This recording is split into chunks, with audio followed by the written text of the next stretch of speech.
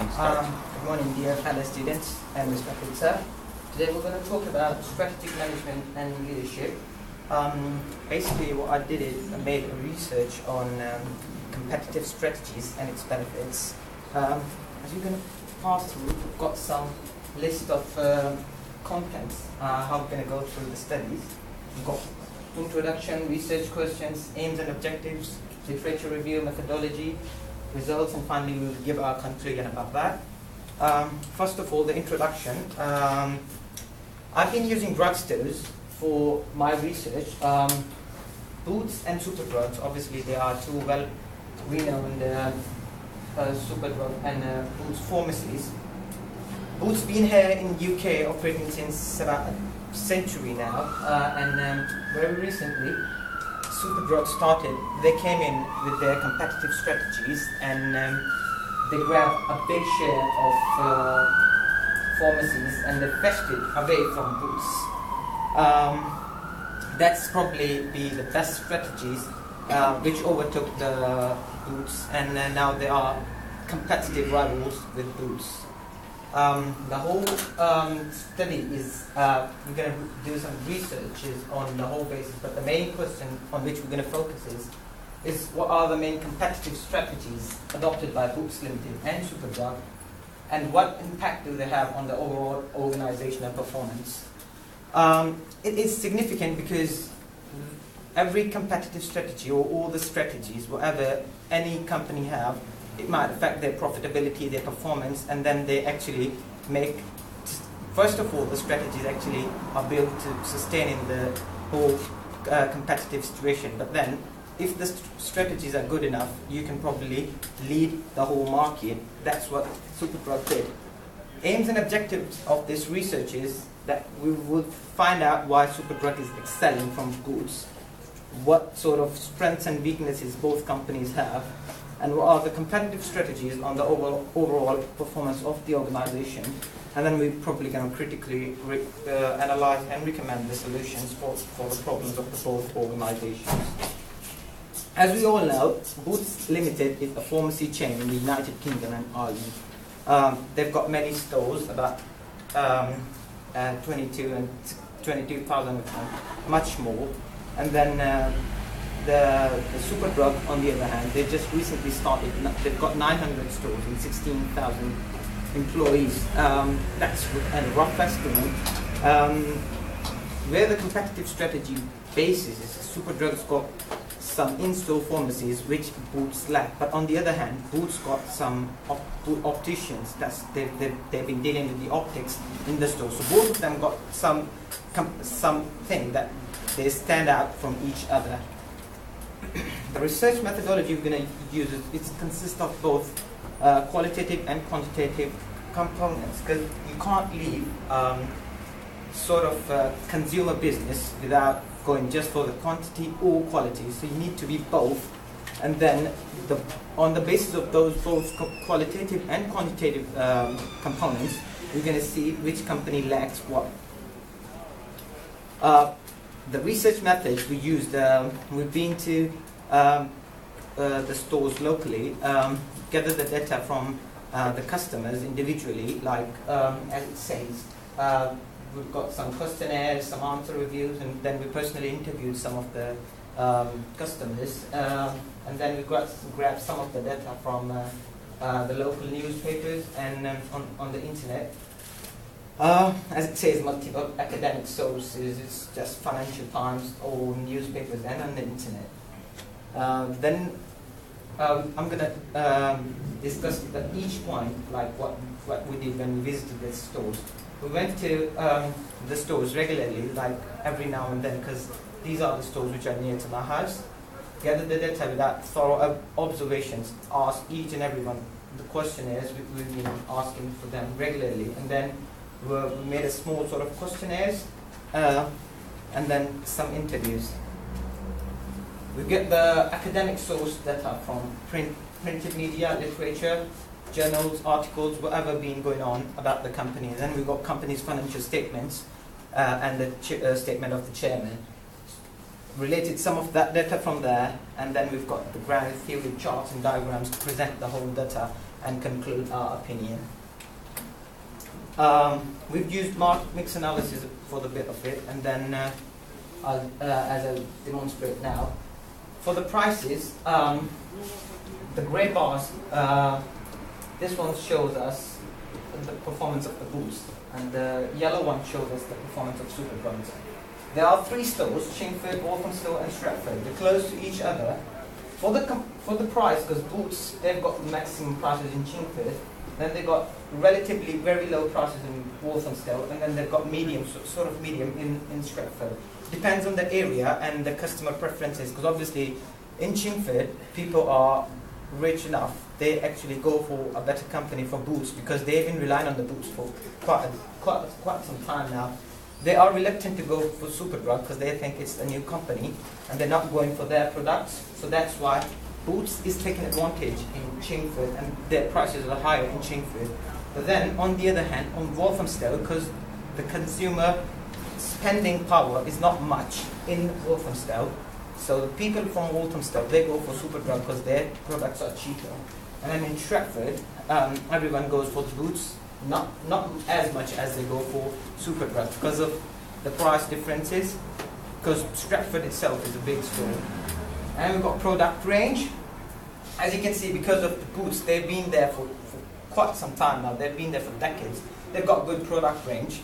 So they've got their stores filled up with all the products. They've got maximum product range in inventory and in the stock. So they've got this huge difference between Boots and Superdrug. Because Superdrug has started just now, so they've got low product range, and obviously it's been affected and it's been shown in the graph. And then goes the promotions, because obviously Superdrugs, with their rivalry strategies, they've been given more and more promotions. They want to boost their profit by giving them boost with the bulk sales rather than going for an individual sales.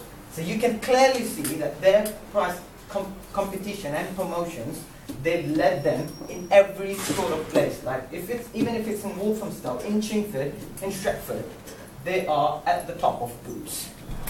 And then we go for the place. The place, you can say, the whole store and everything, they are about the same. In Chingford, it's Boots just having a slight bit of advantage over Superdrug, and then the Walthamstow one, the Superdrug's got advantage over Boots.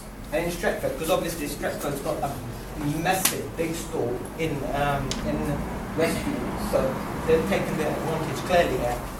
And then Superdrug's got a small store in Stratford. The process involves inventory, and if you order some product, because they also offer delivery services to your doorstep. And then also, if you can pre-order something, they can order it online, and then you can collect it from the store. So the process in here, because Superdrug, they've got this massive strategies about the whole thing to maintain the customer reviews about them. They've been delivering quite an excellent services there. As if you can see from Chingford, Walthamstow and Stratford. I know Chingford's a bit low, but in Walthamstow and Stratford, you can see clearly that they've been dominating over Boots. Then we've got a bit of, that's just a rough estimate, just to make you, just to give you a feel about how these products are, these stores are operating. This is the data from Chingford, because they've recently opened new franchises in Chingford. That's just a rough data. That's the initial expenditure they've been put on to decorate the store and everything. They've been 45 grand, and then they've got this increasing sales strategies, but they're still in a loss because of an initial expense. But as you can see that their sale is growing, obviously it's going to improve by the end of the year and so on, because it's a growing product and they've got massive product range as well. So does the Superdrug, because when they saw that Boots is opening a new store in Chingford, they've done the same thing, but then obviously they haven't got such response as been demonstrated in our previous slides. They're not getting proper response, so the sales not quite good as Boots is, but obviously they've been getting as well, because it's Superdrugs. They've got promotions on, they've got better place on, they've got price strategies on, so they've been boosting their profit as well. Not as much as Boots is, but Superdrug's doing it good as well. Overall consumer preferences, the grey area represents Boots obviously, because most of the people like Boots. Just because it's reliable, they've been with the Boots for ages now. Superdrug, on the other hand, they've been gaining a massive advantage over Boots. As you can see, it's just recently, like 10 years or so, they've opened their branches and they've grabbed 39% of the whole product and the whole market. That's quite an achievement, and the way they are going with their sort of strategies, they're going to lead the market very soon.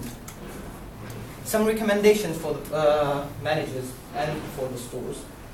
Well, basically, Boots Limited, they should have to improve the store layout, because when you enter the Boots, it's quite the same. Like it's still the same. They've been following the same approach for the clients. They've been following the same layout for the store. There isn't much exciting going on about it.